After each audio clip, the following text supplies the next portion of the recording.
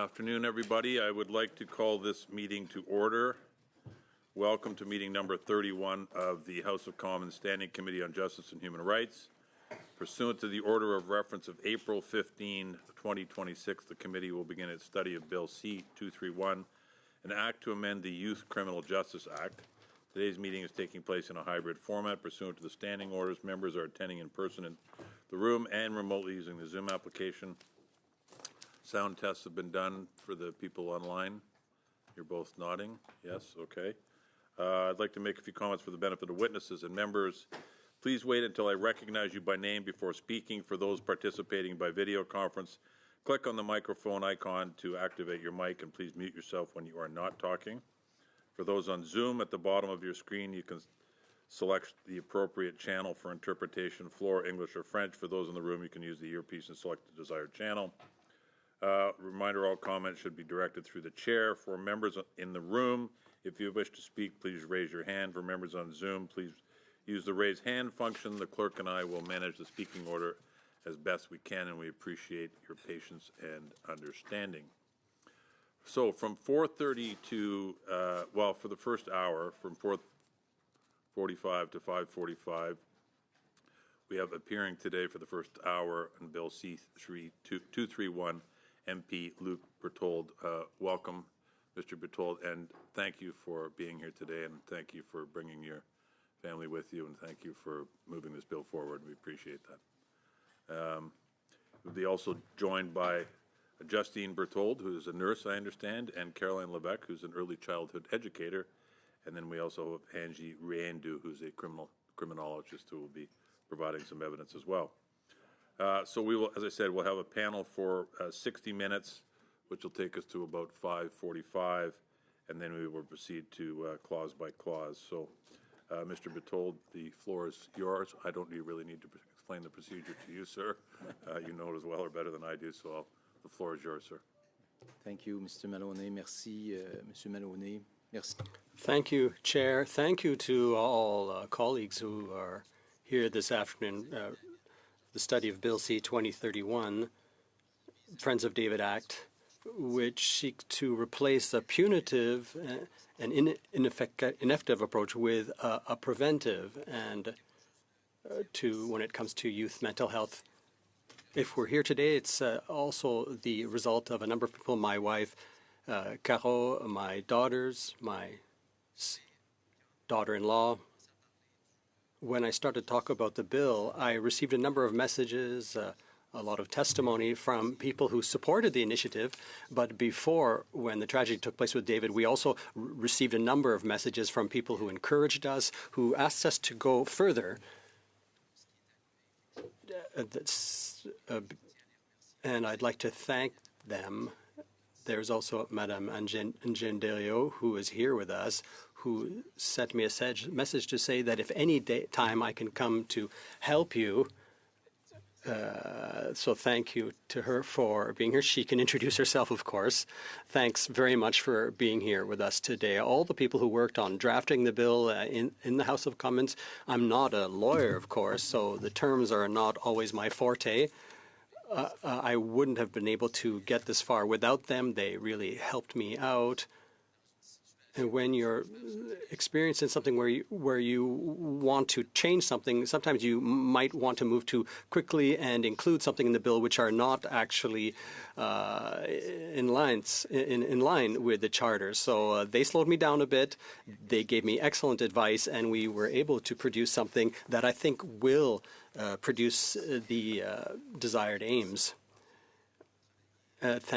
I'd also like to thank all the people who worked on the government side, Ms. Fraser, who supported the bill, all the people from the Cabinet and from the Department of Justice who helped draft the amendments which you have before you today, which I think take things one step further with the bill. My Conservative colleagues, of course, for their support at all the different stages. Larry Brock, our critic from the Justice Shadow Cabinet, who gave me support throughout the entire process, my colleagues from the Bloc Québécois, from the Liberals, from the NDP, from the Green Party for the unanimous support that the bill received at second reading in the House. It was very touching, very moving to see that the House of Commons all stood together to help young people who face these types of difficult situations. Of course, we're talking about David, we're talking about Friends of David, and we'll talk about this later. Let me just be frank with you. It was difficult to draft a text for today. I didn't actually submit a speech. I gave a speech at second reading. It's difficult to say the same things again. You were all there that day. I could have repeated the same things, but let me first and foremost say thank you for listening. As I said in my speech, and I've said in all my remarks, I'm not alone in this. My wife, Caro, my daughters, Marie-Soleil and Justine, we all were together in this project, and I wanted them to be here today. Usually they can't come at the House, they can't, but please do be here. You can't speak in the House, but you can share your thoughts with my colleagues here at committee. Bill C-231, the Friends of David Act, as I was saying, it's a bill that seeks to help more than it does to punish. It's a bill I hope will take the entire justice system toward treatment options, because drug use is something that flows from other things. First contact with a friend, or other problems, maybe not just mental health problems, problems in personal relations. There can be so many causes. And then when you see that there's drugs use, sometimes you can just get a slap on the wrist. You don't have the right to stop. Police officers are so busy with so many other matters that the police officer will also say, okay, just stop, a slap on the wrist, keep moving. In the case of my son, David, if he had been reached younger, if he had been stopped, arrested, and had the opportunity to undergo treatment when you're 14 or 15 or 16 years, you don't want it. You really are enduring something. You won't accept it. Why do I need treatment? I'll just stop on my own. Everything will be fine. No worries. I have friends who took drugs when they were in high school, and now they're business leaders. They're well-positioned in society. They were able to put an end to it by themselves. But for some people, it's not possible. And it's for them. It's for, as I say, for the Friends of David. David, of course, doesn't know all the people that we hope to help. But it's for them that we chose this path, to say to the justice system that we want these people to be taken care of as early as possible. So this is how I wanted to open my remarks today. They really come from the bottom of my heart. We can do things. We can do these together. We can do good work.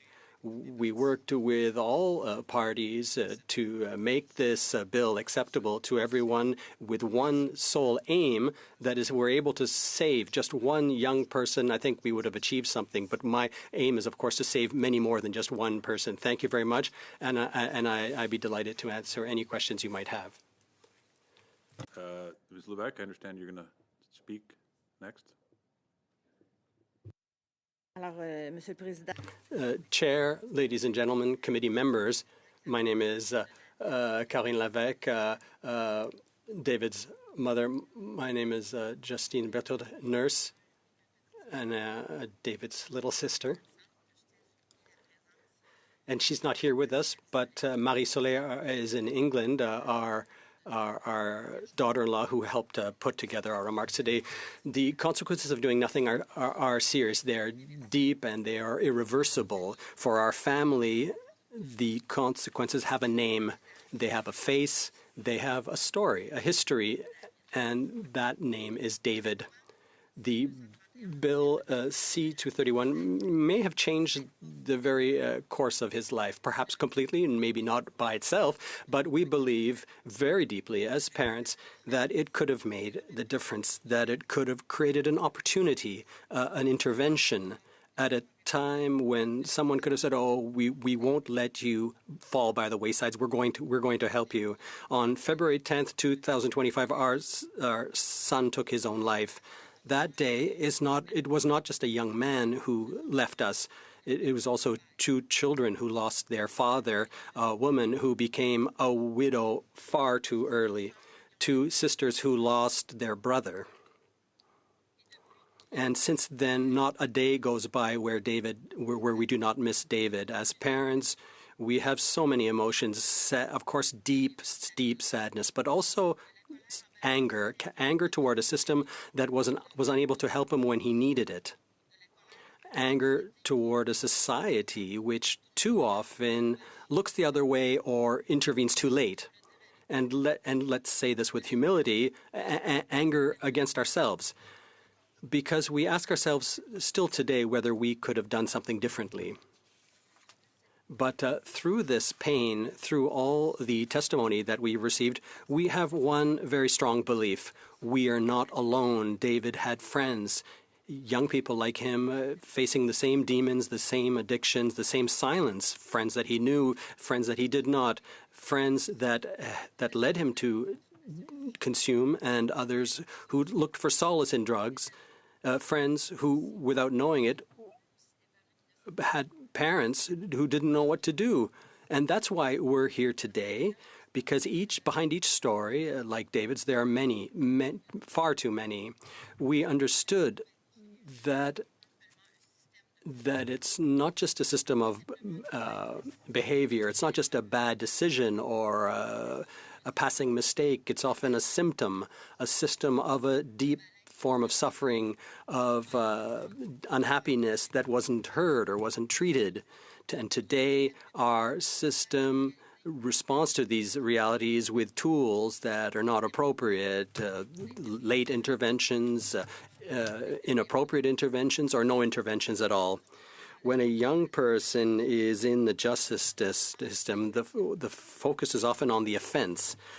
But we don't often ask the essential question, why did things go this far?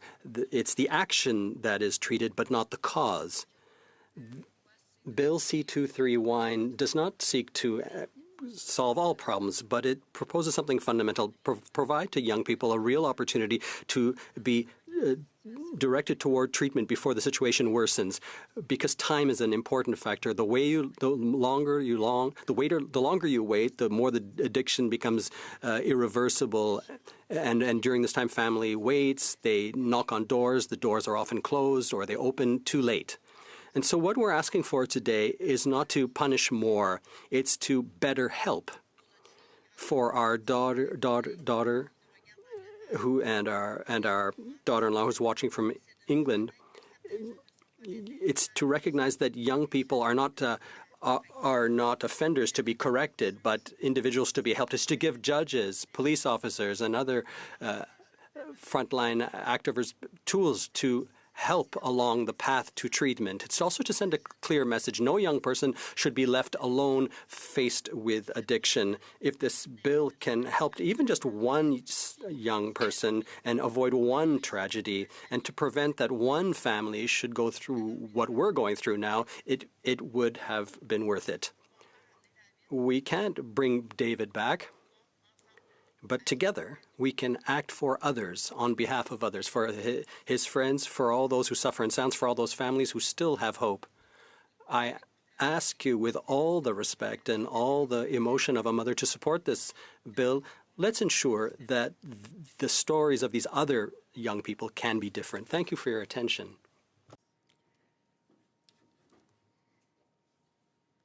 Thank you, and thank you for sharing his story with us today. I'm going to go to Ms. Riendeau for 5 minutes, and then we'll go to questions. Monsieur le Président. Chair, ladies and gentlemen, committee members, I first of all like to express my profound feeling and sympathy for what the member and his wife and family have gone through as following his son taking their son taking their life in February. I understand the wish to act to prevent other situations similar to the ones they have experienced. No one can be against project seeking to better support our young people at such an important developmental stage of their life. We all have the same goal: to protect our young people before they get lost in social exclusion, in criminal behavior. We should remember that identifying consumption as a risk or as a problem to be treated should take place within a specialized and rigorous framework. In the current reality, most arrested young people are freed, are released. They never have any type of assessment enabling the courts to get the information they need to implement measures appropriate for their specific situation. And that's the real issue here. We shouldn't only intervene quickly when the visible problem is drug use.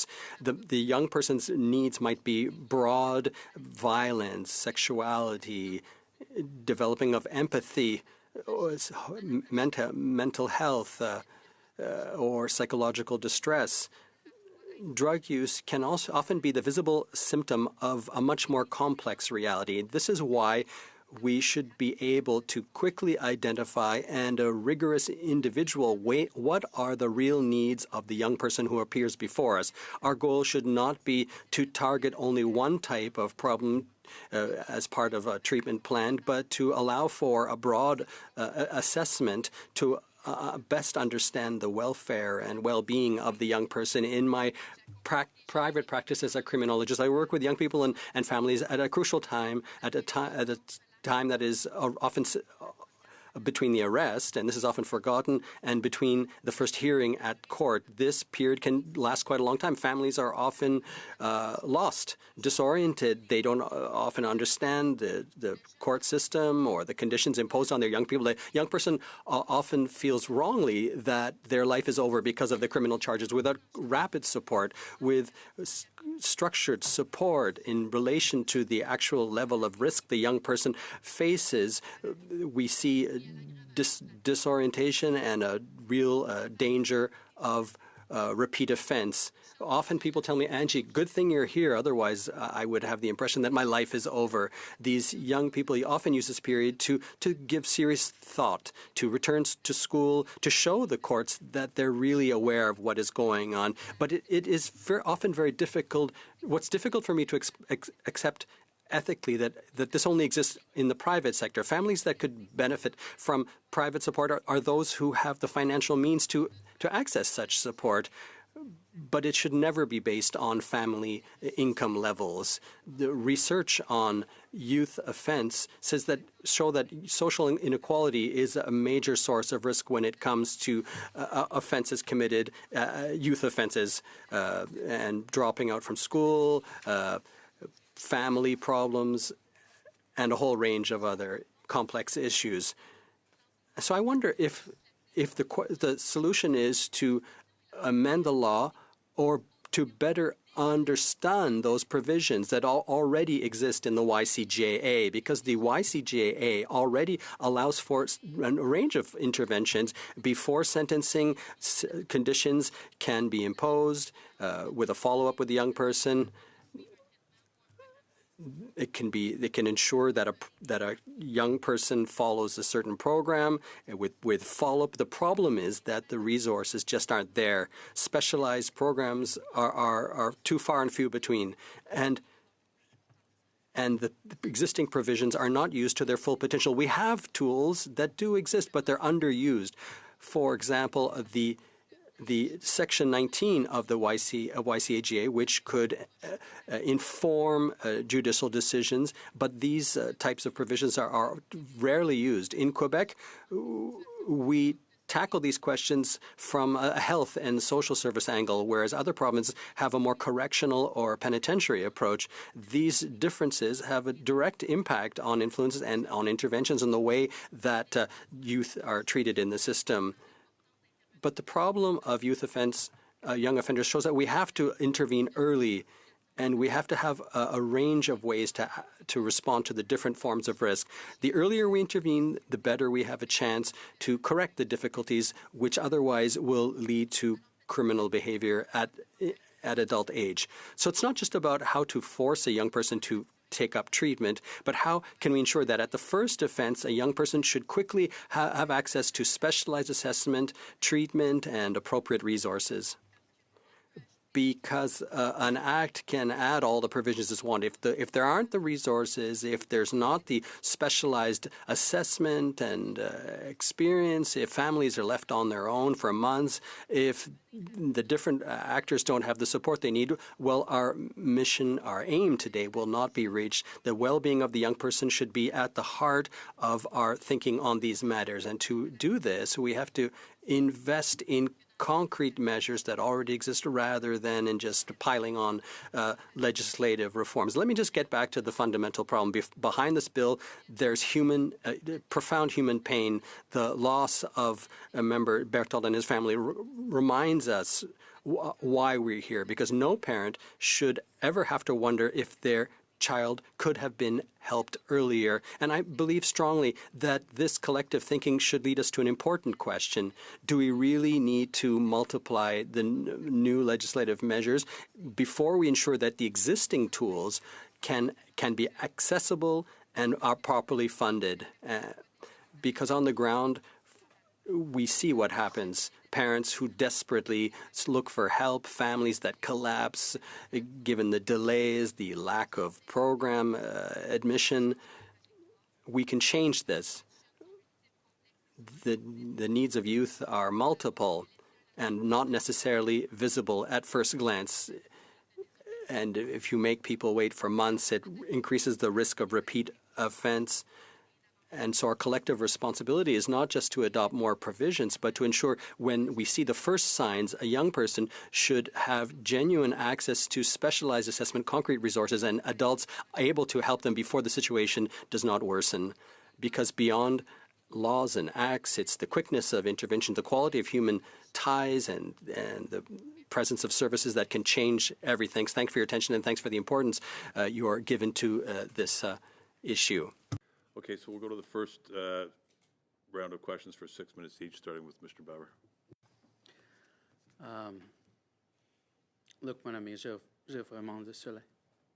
I'm deeply sorry.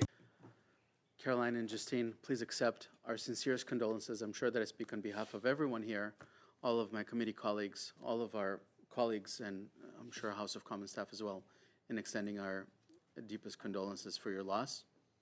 And please consider me a friend of David. Unfortunately, addiction is an issue that transcends politics, socioeconomic status.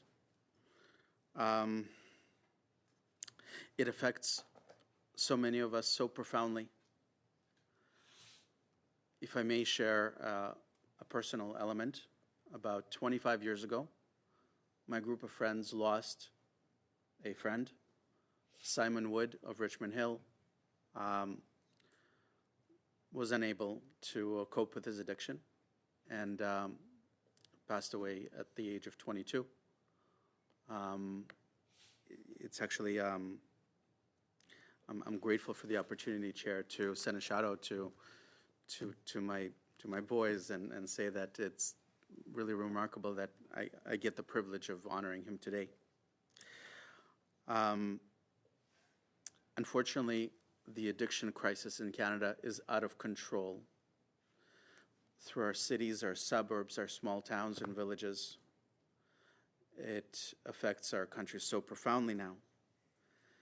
What we often say with respect to addiction is we often try to address other causes, every other cause of addiction, other than the addiction itself. We talk about addiction vis-a-vis housing, social services, employment, but we'd never talk about the addiction itself, or rarely talk about the addiction itself, or what helps addiction, which is rehabilitation. So I thank you sincerely, Luke, for bringing this bill before us today, and for giving us an opportunity, perhaps to save lives. I couldn't think of a more worthwhile thing to do as a member of this committee. I think I'll do a little bit of work now and run very quickly through what your bill seeks to do. So my understanding is that your bill would allow the youth courts, in cases involving offenses related to controlled substances or cannabis, to delay sentencing so that a young person can participate in a substance abuse treatment program. It will also allow youth courts to make orders requiring attendance in addiction treatment programs as part of a sentence, but it specifies that failing or refusing to complete such a program cannot, in and of itself, result in a custodial sentence. And finally, your bill is designed to expand the role of addictions treatment within the Youth Criminal Justice Act, ensuring rehabilitation opportunities for young offenders. Before I proceed, are there any other key components to the bill that I've missed or that you may wish to address, MP Berthold? I think you did a great job. I must hire you for put it in little word. Thank you. Thank you, MP. If I may very quickly clarify a number of points that are before us today. Looking at the first section, essentially the bill provides that if a young person is alleged to have committed an offense that is linked to a Controlled Drugs and Substances Act, or if there's a link to cannabis, then a police officer shall consider whether it would be appropriate to refer the young person, with the person's consent, to an addictions treatment program. Am I to understand that this is before any charges are laid? Yeah. Okay. So yeah, there will be kind of this change on the bill that will allow police officer, the Crown Attorney, or the judge to refer the young person to the treatment. What I want to do with that, the goal of that, is to make them intervene sooner. Don't just let the young person go. Just sending a message that they will do something better for the young person if they just do something and bring them into the system. For David, the first time he was to accept not a real treatment, he never accepted it. But when he faced a wall for the first time, this is when he really understand where he was. It was long after he's 18 years old, unfortunately. So we think that if a police officer, someone who intervened earlier would have done something, it's a maybe, we don't know. Maybe that could have changed something for David. So yes, I think it's a good idea to provide each and every one with the opportunity. But yes, the message I will send after, because I'm planning to tour with this changes to convince to have more intervention, more money, more treatment center for those who can't afford. Yeah, I'll stop. Roman, just stop me because I'm an MP and I'm used to use my time. Thank you. Thank you, Chair. Mr. Baber. Ms. Latanzi, over to you. Chair, premièrement, je voulais vous remercier. First of all, I'd like to thank you for being here among us today, especially David's family, for coming to share this very personal and moving experience. I'd also like to commend you for the work you've done, and your bill really caught my eye. I'd like to address my questions to you, Mr. Berthold. So I know that David's death is at the heart of this bill. Could you explain what you hope this bill will bring to young Canadians and their families? Of course, what I hope, and based on what we experience, is that we faced indifference, and perhaps my wife might want to add to this, but we faced indifference.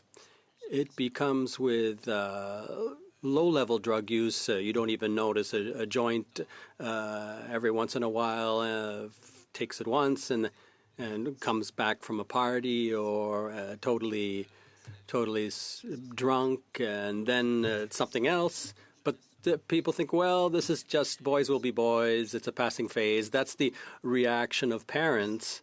You don't really realize that something else is going on. And then you realize that you get a call, there are problems at school, you might receive a call from the principal who wanted to go through his locker at school, but nothing that really jumps out at you, nothing to stop him. We're going to stop him from selling, from dealing to others or getting others to take drugs. But just to say, look, what you're doing here is wrong. And that's what I hope the bill will change, that it leads frontline players to realize that it's at moments like this that you have to intervene. You might find out that if the young person is consuming too much, that and has to pay for the drugs. Young people don't have access to unlimited funds. Drugs are expensive. And so drugs lead to other offenses, would lead to other offenses. You have to intervene early on. And if the bill can raise awareness, and there's a lot of awareness raising that has to take place after this bill is passed. If it's passed, Crown attorneys, judges, by putting the word treatment in the act, treatment for consumption, but treatment also for other problems, mental health problems that might affect young people. I think that can really lead to change. And since the tabling of your bill, have you heard testimony from other families or exchanges with other families or meetings with frontline workers or community groups who have in your view, strengthened the message that you're trying to convey in this bill? Just on a personal level, I can say that we received a lot of testimony. A young person contacted us on Messenger, talked about that we support you, that if you need, we can provide testimony, we'll be with you. But that's more personal, but Luc, maybe in his work, politically, he might have something to add. At work, I met the Canadian Alliance for Mental Health, which brings together a number of organizations, and they all welcomed the fact that we can, at long last, talk about treatment in the Act, and that just wasn't there before. And so that was a really nice, a really good meeting of the suicide prevention organizations, among others. I also met the Appalache Mutual Assistance Network, which works on the front lines. These are street workers. They see things, sleeping on the street in the middle of the night. Young persons, they'll go see young people in a tent to see if they're okay, and to see if they can continue with their lives, to get their lives back on track. And they said, we have to talk about these people. Elected officials have to talk about this, have to be more aware of these situations. They said that, yes, Mr. Berthold, this initiative will help us out. This bill will help. It's touching, but it's also very striking and moving. And what role do schools, families, community groups have to play when it comes to this communication, to the need to spread the message, spread the word? Let me talk about the future, because I found there was just a lack of communication in David's case when he was in high school. When you're 14 years old, school workers can't talk with the parents if the young person doesn't want them to. School officials can't talk with the parents, and so parents don't hear anything, and they can't tell us anything. And this is when parents just feel utterly lost. What's what's our young person, what's our child up to? Imagine how you feel as a parent when you get to this stage. So yes, awareness has to be raised. Education has to play within the schools. But what could the school have done? They could have called the police, but they didn't want to penalize the young person. But this is what has to be done. You have to intervene. You think you're being nice, you think you're helping, but in fact you're not. And so you have to start with the schools. Community groups need help, obviously. When I tabled this bill, if imagine if I'd said the bill needed $1 billion in funding, well, it wouldn't have gotten anywhere. It wouldn't have got the royal assent, right? You have to, it's work with families, schools, society, community groups at all levels. We can't accept that things have gotten this bad in our country. Merci, Monsieur le Président. Thank you, Chair. Mr. Berthold, Madame Lévesque, Madame Berthold, Madame Riendeau, thank you for being here. Thank you for your courage. When we think of such cases, one might want to just stay at home and not go out and just be. And so I just admire you very deeply. Usually we have major questions. We don't agree with everything.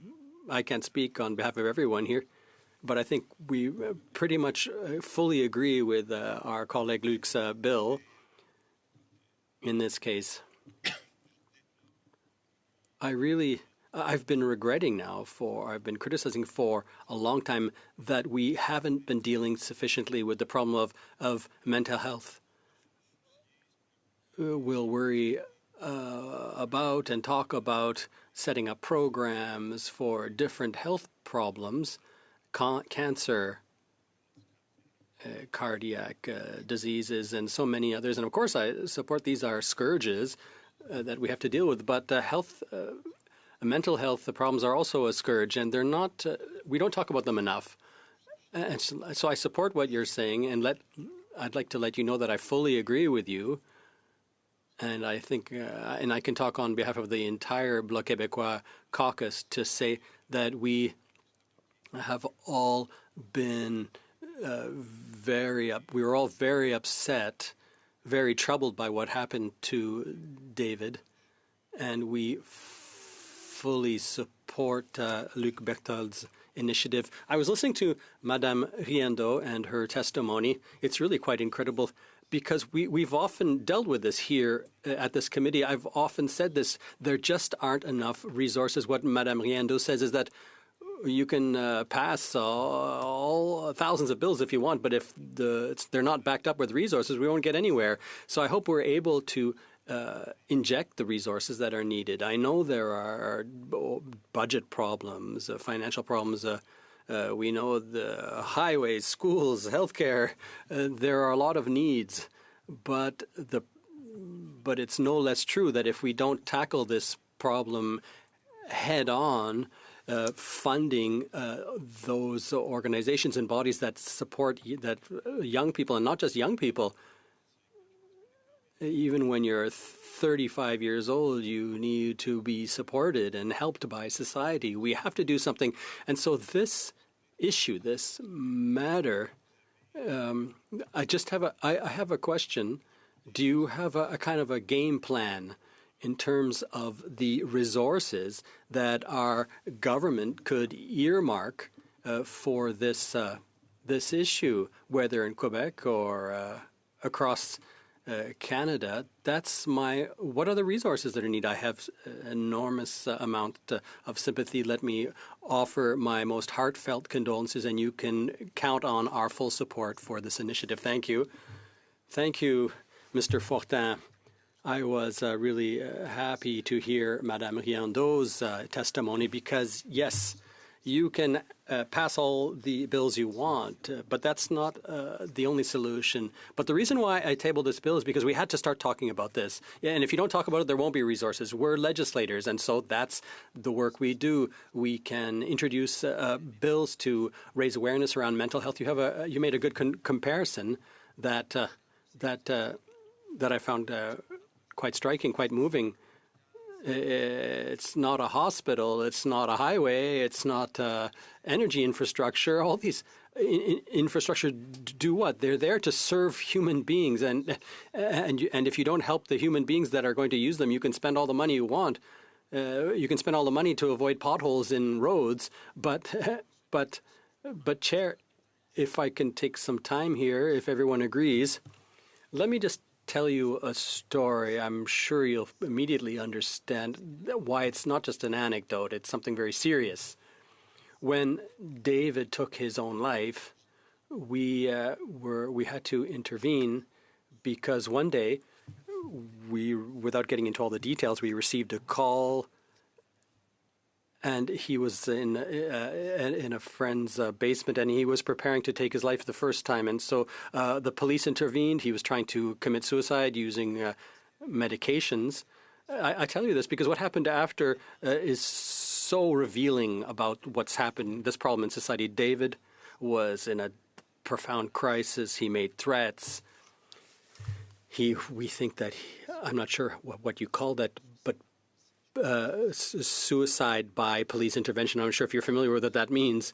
That is, you try to get the police. He went to someone's door with a knife, and he said he wants the police to come, and he wanted the police to shoot him dead. That's how serious things had gotten. He locked himself up. He got away, but he opened up he cut his arm. He was covered in blood. He was taken to hospital. He was under watch. And the hospital said, well, we want to take care of his physical wounds first before looking after the suicide, to dealing with the suicide attempt. So they give a lot of anti-pain medications. And after he stopped bleeding, there was inflammation. And they dealt with that. So I think it was over about 5 days. How long was he at the hospital? 6 days, maybe, at the hospital. They took care of his physical wounds for 4 days. And then after that, as Madame Riendo said, they just wanted to deal with his drug use, but not with the problems behind the drug use. And he was released from hospital. He was discharged, and then he killed himself 2 weeks later. So the bleeding wound is healed, is dealt with, but the wound inside is not healed. That's why we need early intervention. That's why we need to do what we're doing. Thank you to Caro, to Justine, to Marie-Soleil, who's far from here, to let us speak from the gut on this, because this is the only way we can deal with this. There's a kind of a taboo around this. Aren't you worried about being targeted, Mr. Berthaud? No, because there's so many people who have experienced many more cases than we might think, because now that we've spoken, people come to us and they tell us about it.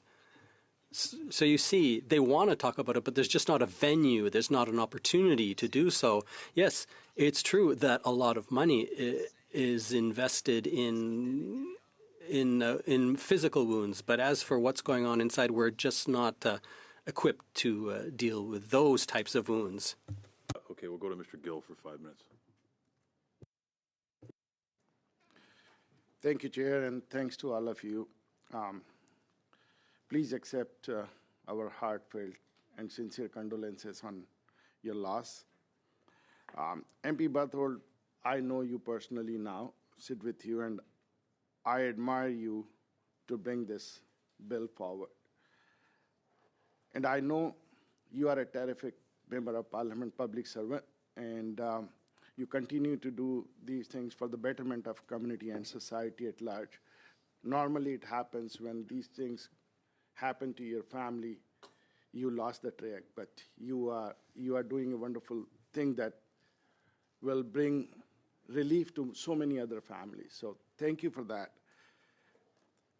thank you for introducing this important bill, and thank you for your bravery also in sharing your family story.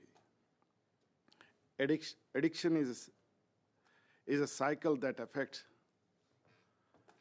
Canadians from all walks of life. And I will say not only Canadians, but across the world, this is a problem that we are seeing.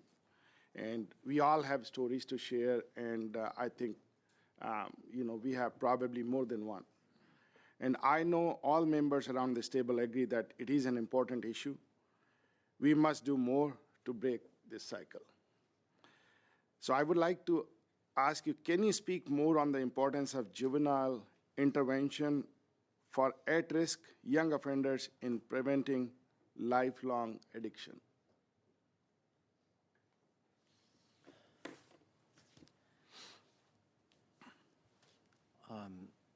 I'll try in English to give you some answer, because why I'm speaking English, because I think we should do something all around Canada about it. And I want to share the message with all Canadians. Madame Riendo just told us that the earlier is the better. And I would like her to expand on it after, because before the young person is becoming kind of criminal, just to pay for the drug or to pay for addiction, or because she's not feeling very well inside, we can do something.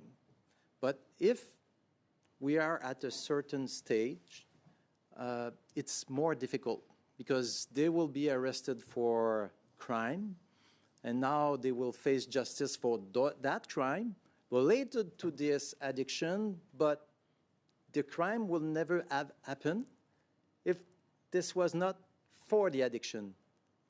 So if you can understand that the younger, when you just try it with a friend, if we can intervene there, it's just logical. Okay, so that's why I want to provide this opportunity to the judge. Not acting, like my wife and Justin said at the beginning, not acting is worse.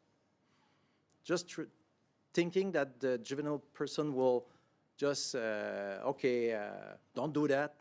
They don't listen to their parents. I just had to say that to my children, and they did exactly the contrary each and every time. It's all the same for all of us. So we have no power about that. And, and that's why we need to intervene at the young age. Do you want to add something? Or? Oui. Vous savez, la précocité du Early contact with the justice system is a risk factor. And one of the issues we have in 2026 with youth crime is that they get into the system too late, way too late. We have young people now who are in who are involved in armed murder, who weren't flagged at any stage in the system before that. So the earlier we intervene, there's a kind of accumulation, deepening of offenses. It's very rare that somebody will start with a murder, attempted murder with a firearm. Your son as a youth or as an adult?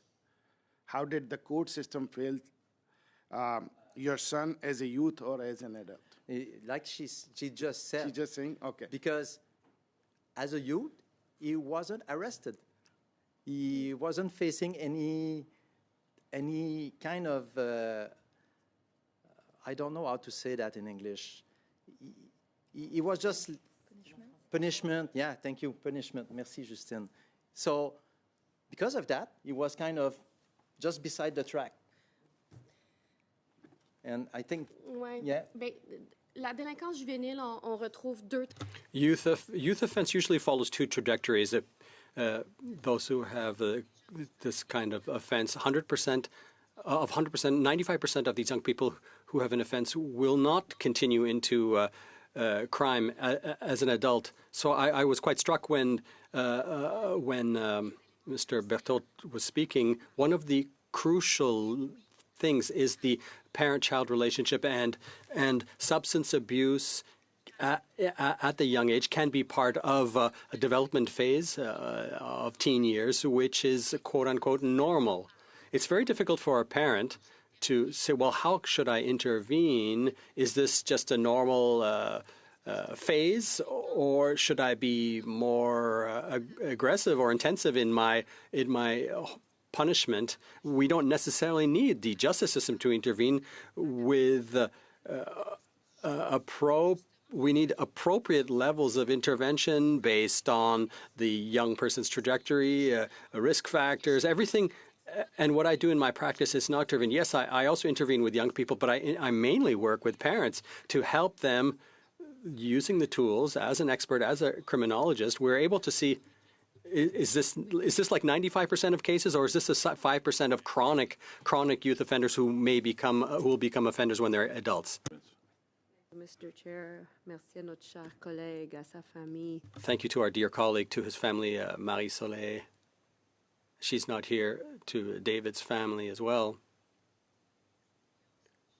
This is a really heart-wrenching experience. Thanks for sharing it with us, not just here, but with the entire population of Canada and of Quebec. I'm actually, I don't really know what to say. I just find you so courageous. Thanks on all our behalf for being here, for the work you've done. You talked about David when he was at school, that it started at high school. Based on what I've understood from your testimony, the aim of your bill is that you want those in positions of authority to intervene.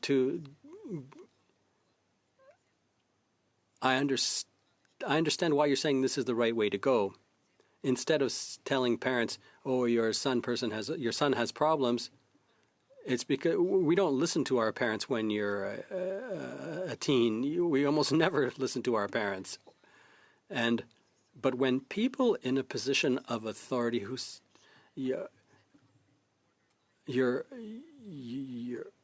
still a young person, but you're just on the borderline. You smoke a joint, you drink a bit of booze, but you don't go much further. But that at some point things go further. And the goal of this bill, first and foremost, is to get these positions people in positions of authority to intervene at school from, say, 14 to 16, 17, at that age. And then after they're no longer in high school. Any one of you can answer, is this really the main goal, that people in positions of authority should intervene? We talk about punish. I said help to recover or help to heal, because this will help put the young person on the pathway to healing. It's beyond the drug use, the substance abuse. There are other problems that are behind, and if you just make this an issue of drugs and no treatment for drug use, you'll say, oh, it's he's a pothead. He'll go through this phase, he'll get over it. But as Madame Riando, the earlier we're able to know, parents are kind of disarmed. I wish Madame Riando was around and I could have spoken with her when David was 13 years old to tell us what to do, because we were lost. You'd like to say something, Justine? I can speak on behalf of myself and my sister. When my brother, when he really things started to go badly for her, I was really young. I was 7 years old. He was 13 years old. During those years, he wasn't doing well, and my sister and I could see. We didn't really understand. We were too young. But when we told our parents, we saw that our parents had great difficulties, and they had no help. What can you we got to put an end to this. And our parents would tell us, well, we don't know what else we can do. And it was just destroying the family because they just couldn't do anything else. And I think the goal is to get this little bit of this little plus, this little extra for parents, the school that talks to the police. So it's not the adult that has to sick the police on their own child. That's what we're looking for, I think. Would you like to add something, Madame Lévesque? As a parent, we try to give our children some direction and have kind of low-level punishments, but he didn't want to have any kind of treatment. The first time in 2018, when things really went off the rails, he found a solution himself. He got better himself, but the deep malaise was not healed, and when things started going bad again, that's when it just deteriorated. Perhaps intervening earlier, some type of punishment, the obligation to find treatment, get support. Perhaps the two further episodes would not have taken place, and of course, not to mention the final suicide episode. And this is the aim of what we're trying to do here. Thank you. Fortin, you have 2.5 minutes. Merci, Monsieur le Président. J'ai 2 minutes. Thank you, Chair. I have 2.5 minutes. I'm not going to ask a question. I don't want to repeat myself pointlessly, but I can just give you my own 2.5 minutes to see if you have anything you'd like to add. Justine, I really appreciate the testimony you offered as a parent. I've often wondered with my children, am I too harsh? Are they going to run away? Am I too and if I'm not severe enough, are they going to become criminals, offenders? We don't have a crystal ball. I also wish Madame Riendo were always around with me too to give me some support. Il n'y a pas de boule de cristal. There is no crystal ball. There are no miracles. What we're offering is a path, and we hope some people will take it. We hope we will be able to persuade some people to use that opportunity. Life is such that I was able to respond immediately and introduce this bill quickly. It's a kind of message that life sends us. Let me just say to people who suffer, people who are experiencing these situations, you're not as alone as you think you are. The only problem is to know who to call, where to call, to who to deal with, because there are a lot of resources.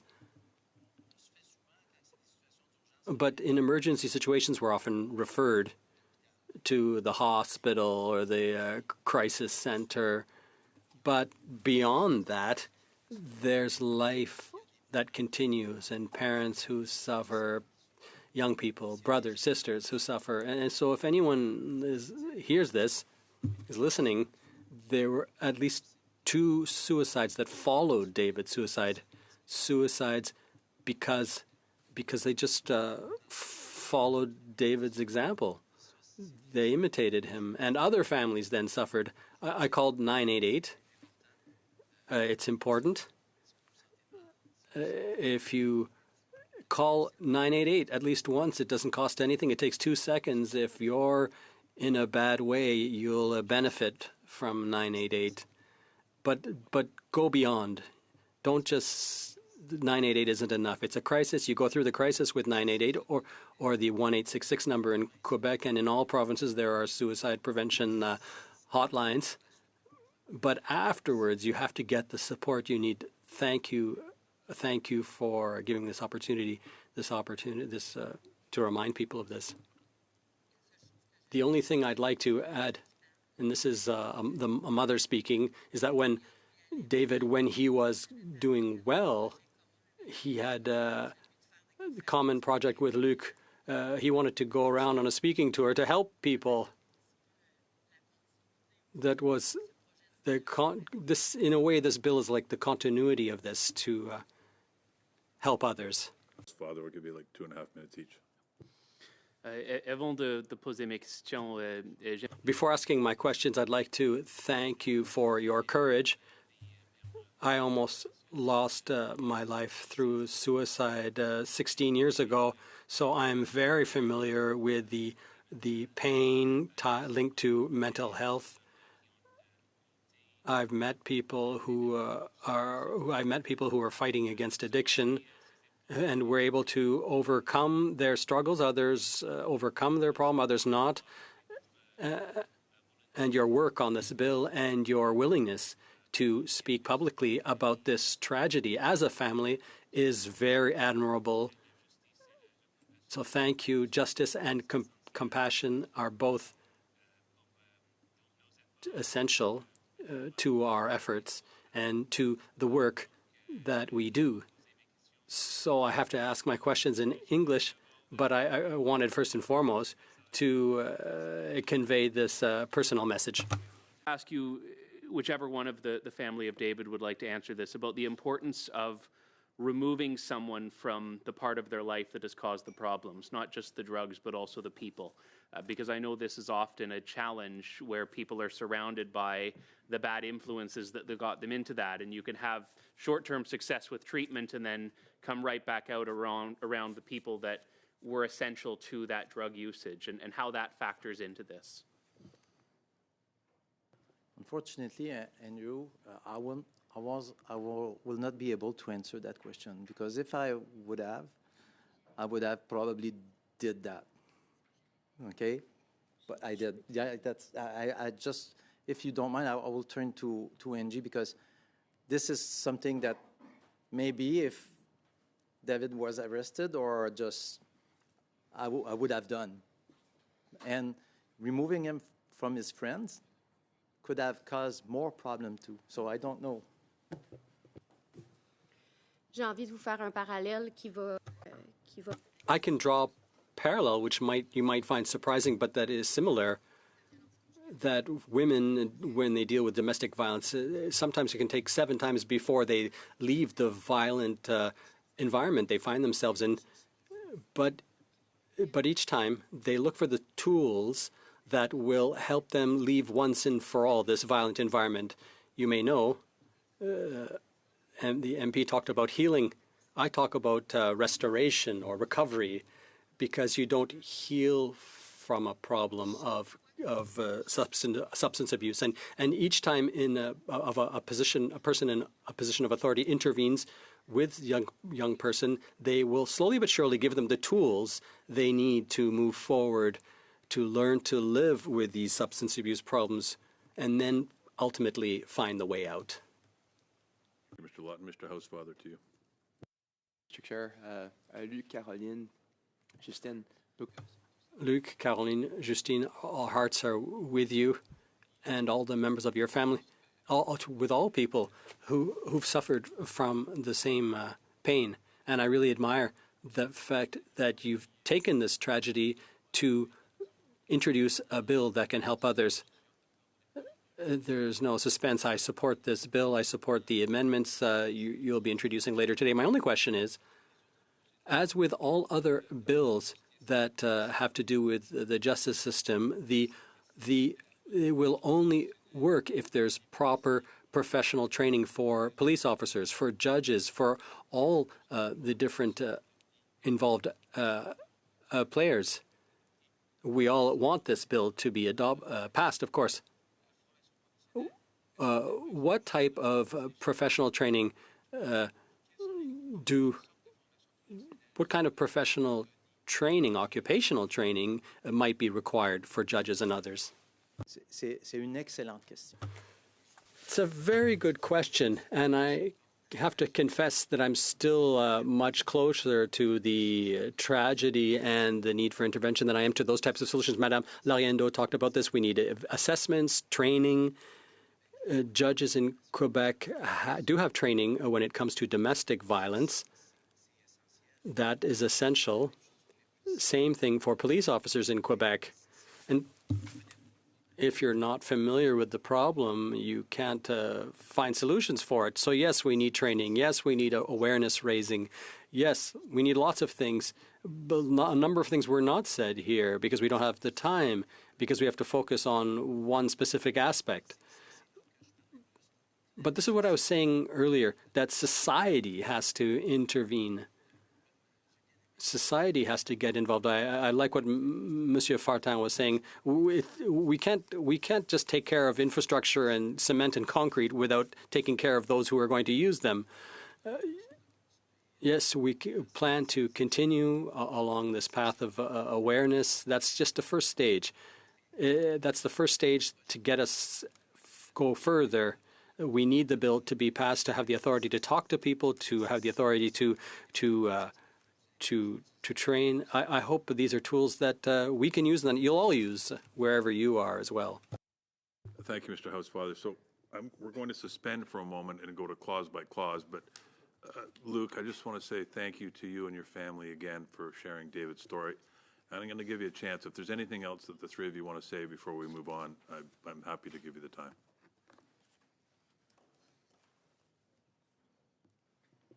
Okay. Just thank you. Thank you to all my colleagues. It's stressful to do that kind of testimony. It was stressful to talk about it in the House, but it's worth it because I think already we have helped a lot of family just by the exchange we had with them. And this is exactly where we want to go. Ce qu'on veut faire, si vous permettez, en français. If I may say in French, I'd like to say thank you to all my colleagues in the House of Commons. It's difficult to take one's personal situation and turn it into this type of initiative. We talked about this from the start. I haven't done anything without the agreement of all the members of my family. We decided to do this. It hasn't been easy, but we're doing it, and we're convinced that we've already changed things in a small way because there are people who have contacted us, people who talk to us. We've already helped people without even realizing it, just through talk. So thank you very much, and I hope that everyone will use these tools wherever they may be in their ridings to help people. Thank you. Thank you, Chair Maloney. Thank you to everyone around the table, support staff, and thank you to everyone here. Thank you. Okay, we'll suspend for just a few minutes.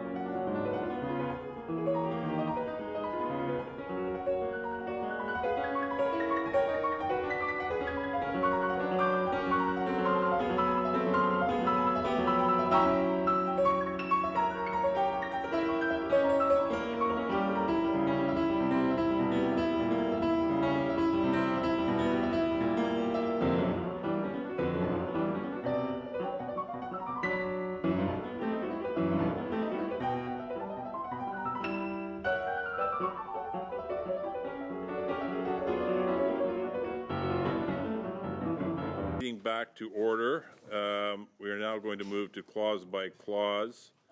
With us for technical questions, if there are any, we have from the.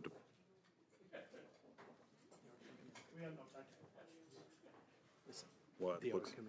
Oh, they're on their way in.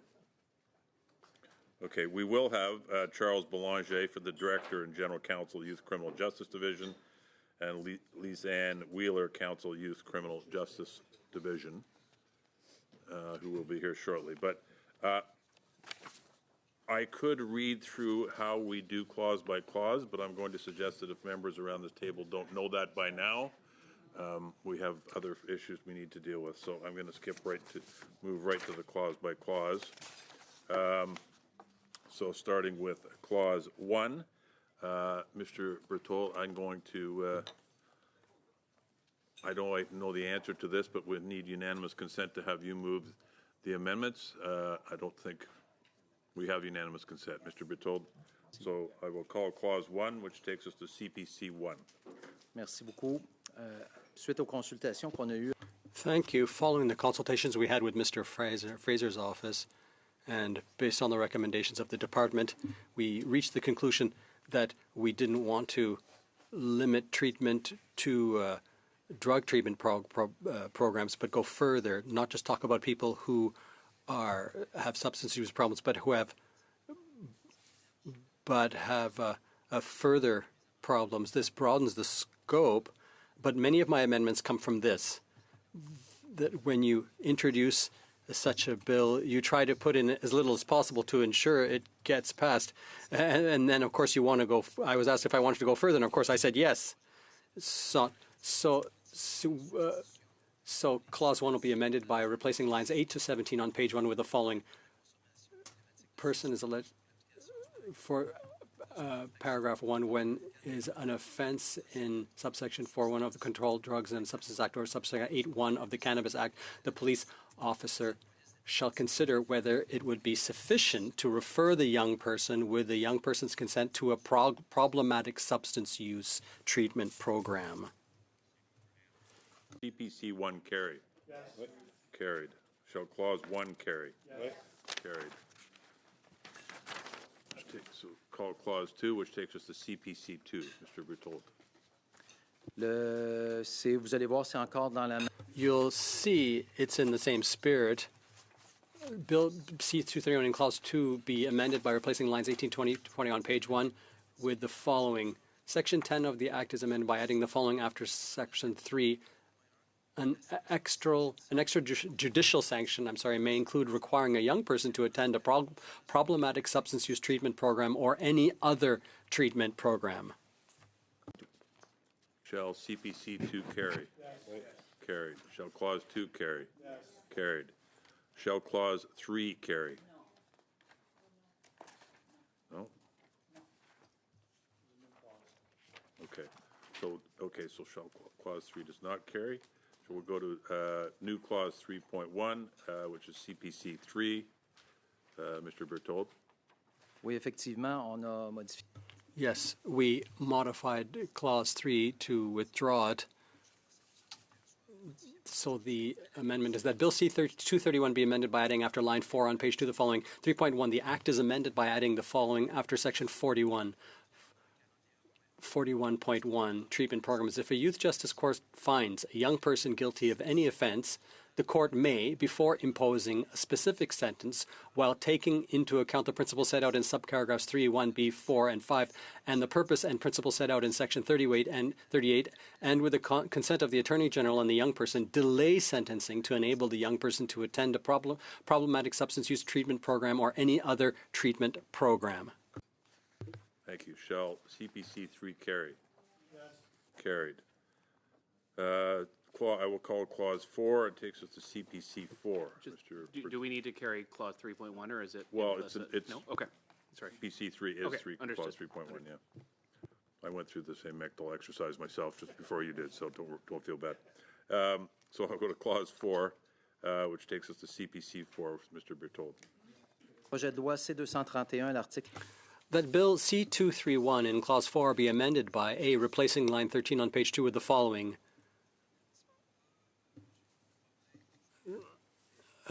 In English.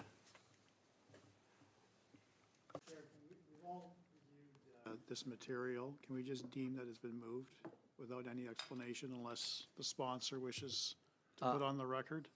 I agree, but I think there's just a word missing. It's Graham.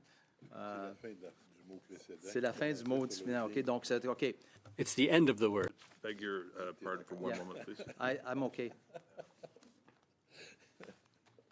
Okay. Okay. Okay, sorry for the interruption. So, Mr. Berthold, you were responding to Mr. Brock's suggestion. I totally agree with him. We all review all the amendments, and I'm good. Look, I'm happy to have them deemed moved, all of them, but if you want to say anything about any of them in particular, just let me know, okay? Okay, we Okay, just all go right. through them, and I don't Okay. have to read it. Yeah. Shall CPC 4 carry? Carried. Shall Clause 4 carried? Carried. Okay, so we'll call Clause 5, which takes us to CPC 5. Shall CPC 5 carry? Carried. Shall Clause 5 carry? Carried. New Clause 5.1 takes us to CPC 6. Deemed moved. Okay, shall CPC 6 carry? Carried. New Clause 5.2, which takes us to CPC 7, which is deemed moved. Okay, shall CPC 7 carry? Carried. Takes us to new Clause 5.3, which is G1, which I believe Ms. Latanzio will address. Would be to put that Bill C-231 be amended by adding after line 8 on page 3 the following, the 30th day after royal assent, so that the bill provides the coming into force 30 days after royal assent, Mr. Chair. Thank you, Ms. Latanzio. Anybody else? No? Shall G1 carry? Yes. Carried. Okay, shall the title carry? Yes. Carried. Shall the bill as amended carry? Yes. Carried. Shall the chair report the bill as amended to the House? Yes. Carried. Shall the committee order a reprint of the bill as amended for the use of the House report stage? Yes. Yes. Carried. Well done. Thank you, everybody.